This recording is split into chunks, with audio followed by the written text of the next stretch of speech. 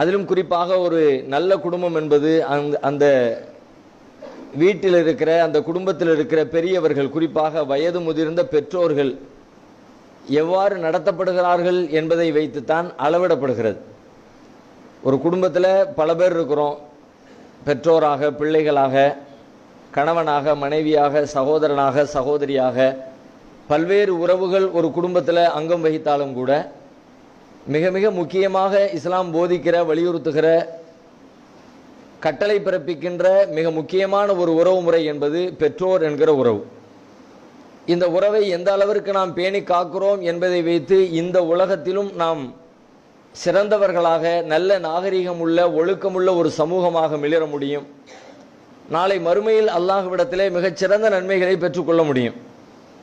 ஆனால் இன்னைக்கு நம்முடைய சமூகத்தில் ஒரு பாதிக்கும் மேற்பட்ட குடும்பங்களில் அந்த குடும்பத்தினுடைய பெரியவர்கள், அதற்காக ஆரம்ப காலத்திலே பாடுபட்டவர்கள், உழைத்தவர்கள், பெற்றோர்கள், அவர்கள் வயது முதிர்ந்ததற்கு பிறகு அவர்களால் நமக்கு எந்த பயனும் இல்லை என்று நினைக்கிற தருணங்களில்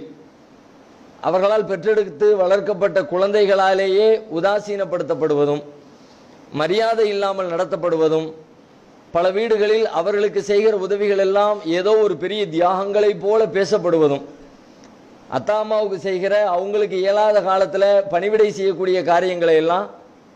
ஏதோ ஒரு உலகத்தில் யாருமே செய்யாத பெரிய தியாகத்தை செஞ்சுக்கிட்டு இருக்கிற மாதிரி பல பேர் பேசுகிற காட்சிகளையும் நம்ம சமூகத்தில் நிறையவே பார்க்க முடியுது. இன்னும் ஒருபடி மேலாய் போய் இன்னும் சில பேரை பார்க்குறோம். அவங்க தங்களுடைய குடும்பத்தில் அந்த பெற்றவங்களை வைத்துக் கொள்வதற்கே மனம் இல்லாமல் வீட்டை விட்டே துரத்தி விடுகிற,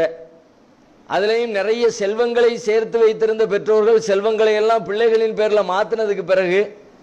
அவங்க பேரில் எழுதி கொடுத்ததுக்கு பிறகு அவங்களால இனிமேல் எந்த தேவையும் இல்லை நமக்கு